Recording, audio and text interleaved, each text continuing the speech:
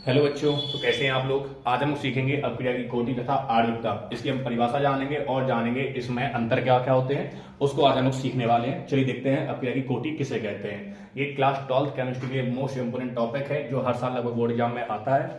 इसका एक टॉपिक है अपक्रिया की कोटि तथा आर्युक्ता में अंतर। ये लगभग हर साल आता है। तो हम लोग पहले सीखेंगे अपक्रिया की कोटि किसे कहते हैं, फिर सीखेंगे हम लोग आर्युक्ता किसे कहते हैं, फिर आर्युक्ता सीखने के बाद हम लोग सीखेंगे इनमें अंतर क्या क्या होते हैं। इन पे आज हम लोग की क्लास है और डिस्कशन करेंगे। चलिए देखते हैं अपक्रिया की कोटि को देखते हैं। तो हम पहले लिखेंगे अपक्रिया की कोटि। अपक्रिया की कोटि। कोई आपसे पूछे अपक्रिया की कोटि किसे कहते हैं, तो अपक्रिया की कोटि की परिभाषा बहुत आसान सी है। देखते हैं क्या होता है। तो हम कहेंगे किसी अभिक्रिया में, किसी अभिक्रिया में, अब कोई अगर मेरे पास अभिक्रिया हो रही है तो उस अभिक्रिया में अभिकारक,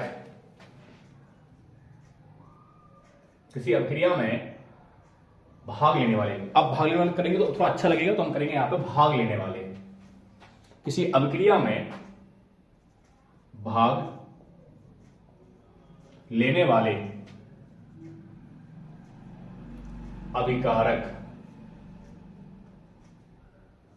किसी अभिक्रिया में भाग लेने वाले अभिकारक की सांद्रता, की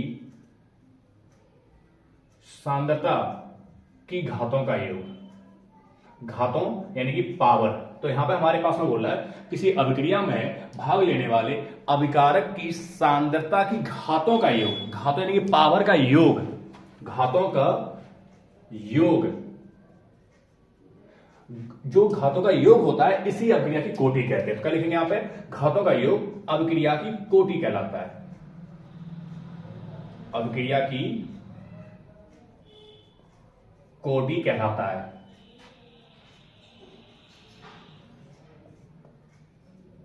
देखा आपको कितना आसान सा है। सिंपल कहेंगे किसी अभिक्रिया में, मान लेते हैं हमारे पास में कोई अभिक्रिया हो रही है जिसमें हमारे पास में दो अभिकारक हैं ए और बी।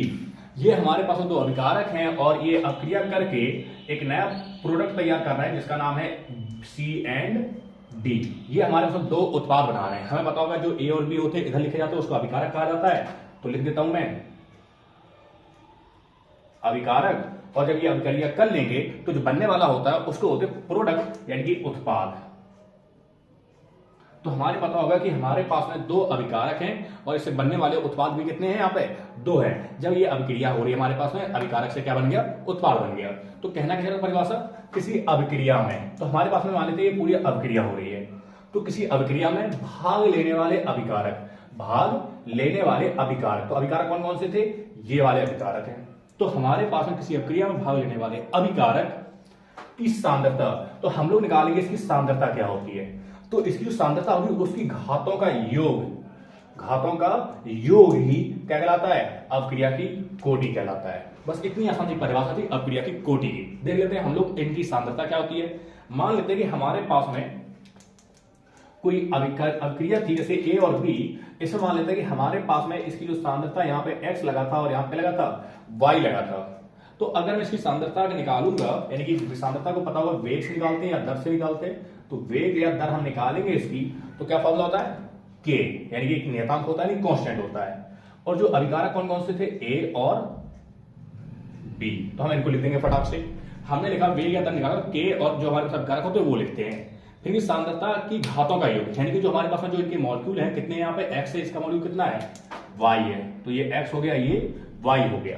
तो इनकी जो सांद्रता निकाला यानी कि वेग निकाला हमने, तो इसकी जो योग होगा इनकी घातों का, वो क्या कहलाता है, अभिक्रिया की कोटि कहलाता है। तो हम क्या लिखेंगे यहाँ पे, x और y का योग ही क्या कहलाता है, अभिक्रिया की कोटि कहलाता है। तो हम क्या लिखेंगे, कोटि बराबर में, कोटि बराबर में हमारे पास क्या हो जाएगा, x plus y, x plus y क्या कहलाता है, अभिक्रिया की कोटि कहलाता है। एक बार फिर से देख लेते हैं अभिक्रिया कोटि किसे कहते हैं।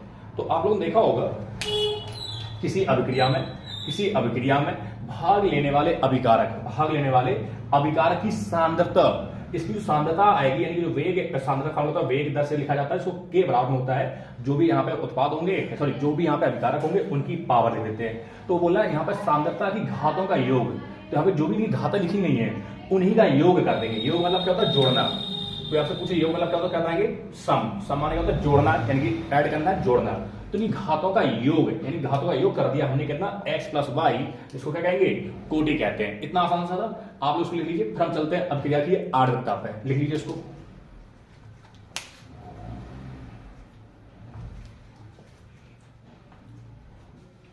जैसा कि आप लोगों ने लिख लिया होगा अपक्रिया की कोटि किसे कहते हैं, तो आपको पता चल गया होगा अपक्रिया कोटि क्या कहते हैं, किसी अपक्रिया में भाग लेने वाले अपकारक के अणुओं की सांद्रता की घातों का योग अपक्रिया की कोटि कहलाता है, जिसका फॉर्मूला हमारे पास ये बन गया। अब हम चलते हैं आणविकता की ओर।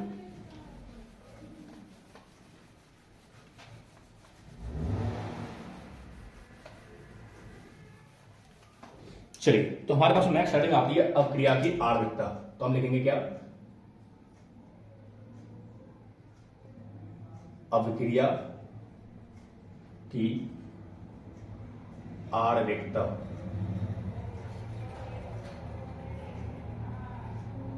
अब कोई पूछेगा हमारे पास थोड़ी ये बताइए अपक्रिया की आणविकता क्या होती है।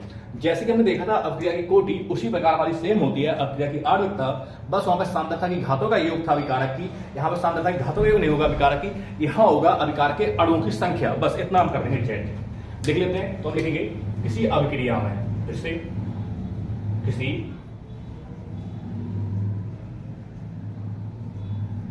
अभिक्रिया में, किसी अभिक्रिया में क्या, किसी अभिक्रिया में भाग लेने वाले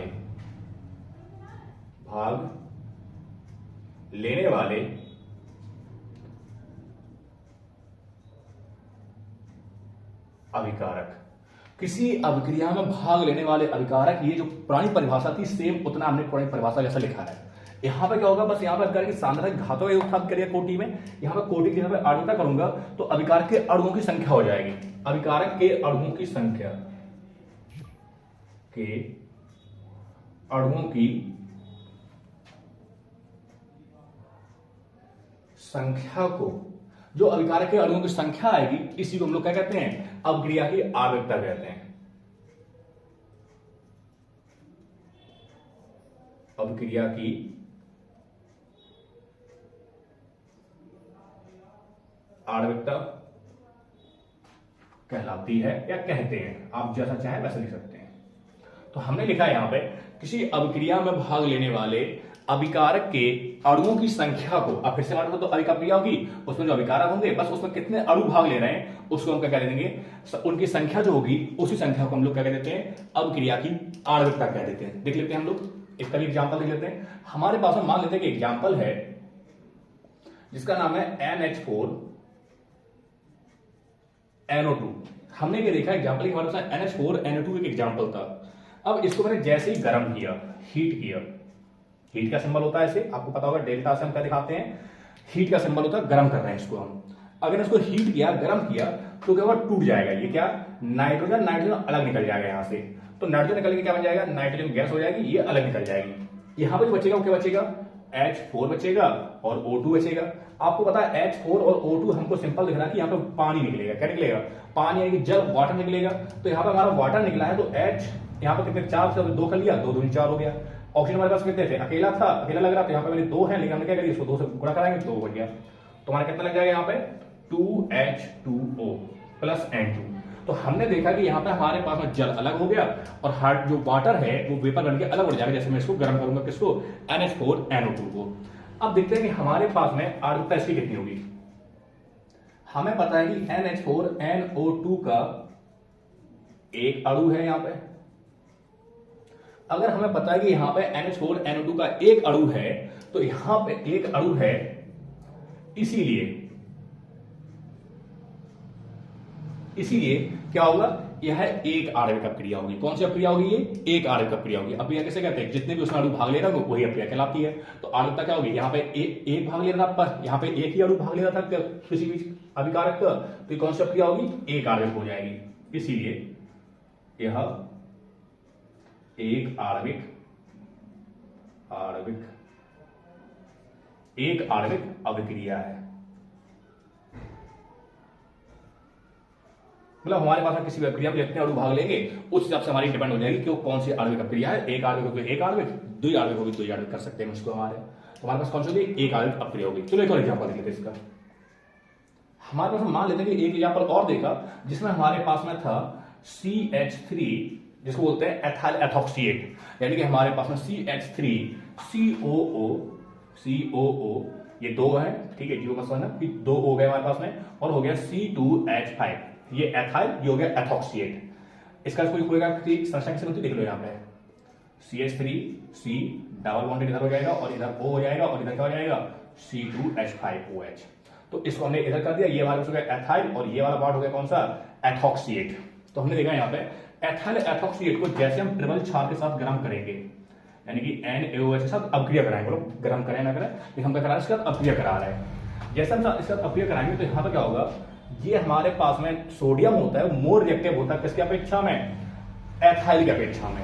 तो एथाइल को ये क्या करेगा, इसके बॉन्ड को यहां से क्या कर देगा, इसको तोड़ देगा, और जैसे इसका बॉन्ड टूटेगा तो C2H5 क्या हो जाएगा, अलग हो जाएगा, बचेगा क्या यहाँ पे CH3COO बचेगा। तो हम लिख देते हैं यहाँ पे CH3COO हमारे पास में क्या हो गया, बच गया।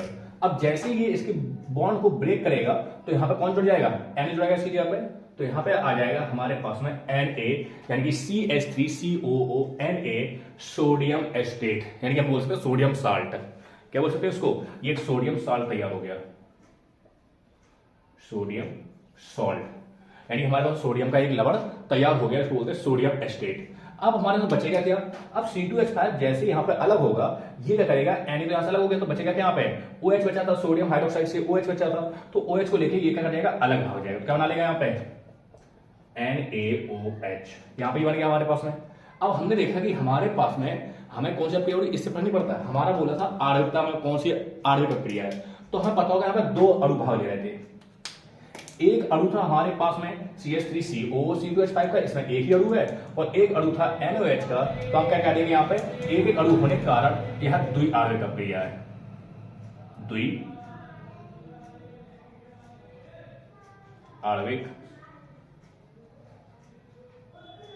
अभिक्रिया है। फटाक से लिख लीजिए इसको भी, कोई पूछेगा अगर मैं और समझा देता हूं।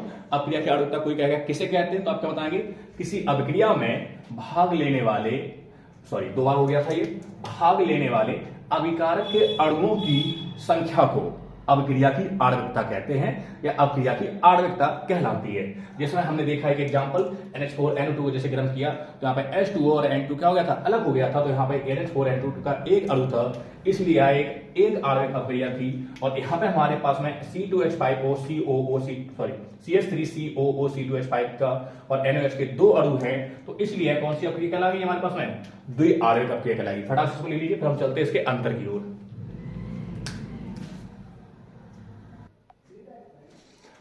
तो जैसा कि आप लोग देख लिया होगा अभिक्रिया की कोटि तथा आणविकता किसे कहते हैं, और आपने परिभाषा लिख ली होगी, समझ लिया होगा। अब हम देखते हैं यहाँ पर कोटि तथा आणविकता में क्या अंतर होता है। मैंने यहाँ पर लिख रखा अभिक्रिया की कोटि तथा अभिक्रिया की आणविकता में अंतर। यहाँ देखते हैं कोटि, इधर हमारे पास में लिखा आणविकता, देखते हैं दोनों में अंतर क्या क्या होता है। पहला अंतर हमारे पास में है, यह एक प्रायोगिक मान है। प्रायोगिक मान का मतलब क्या होता है कि इनको मतलब कि प्रयोग के द्वारा आधार पर किया गया है कि इसका मान क्या हो सकता है, तो ये प्रायोगिक मान है। लेकिन ये क्या सैद्धांतिक मान है, ये सैद्धांतिक मान होता है, मान लिया गया है कि हमारे पास में एक अणु है तो एक ही अणु रहेगा, दो अणु रहेंगे, सैद्धांतिक मान हो गया। इसमें क्या होता है, यह एक प्रायोगिक मान है, दूसरा क्या होगा, यह एक सैद्धांतिक मान है।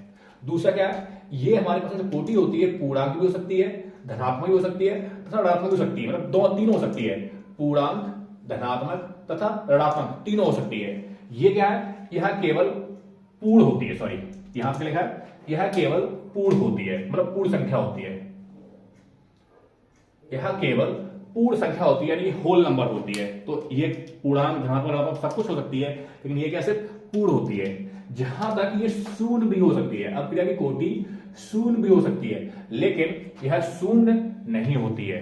तो आणविकता क्या होती है, आणविकता कभी शून्य नहीं होती है, यह पूर्ण संख्या होती है। ये धनात्मक, ऋणात्मक, पूर्णांक तथा शून्य सब हो सकती है। इसके बाद में क्या है, यह सांद्रता की घातों का योग होता है। इसमें क्या होता है, हमने देखा था कि अभिक्रिया की कोटि कैसे कहते थे, तो अभिकारक की सांद्रता की घातों का योग होता था। लेकिन ये क्या होता था, अभिक्रिया के अणुओं की संख्या पर निर्भर करता था। हमेशा ने देखा था जब आणविकता में, तो मैंने कहा था कि हमेशा क्या करेगा आणविकता, अभिकारक के अणुओं की संख्या पर निर्भर करता है, यानी कि संख्या है उसकी। फिर देखते हैं पांचवा अंतर क्या है। पांचवा अंतर कहता है इसका मान परिवर्तित भी हो, मतलब परिवर्तित भी हो सकता है। कह रहा है कि अगर हम इसका मान क्रियाविधि के आधार पर चेक करूं तो इसका मान क्या हो सकता है, चेंज भी हो सकता है, परिवर्तित भी हो सकता है, लेकिन इसका मान कभी भी परिवर्तित नहीं होता है। तो ये थी आर्द्रता और ये था कोटि में अंतर। आप लोग इसको लिख लीजिए। आज तक के लिए यहीं पे, बाकी मिलते हैं कल।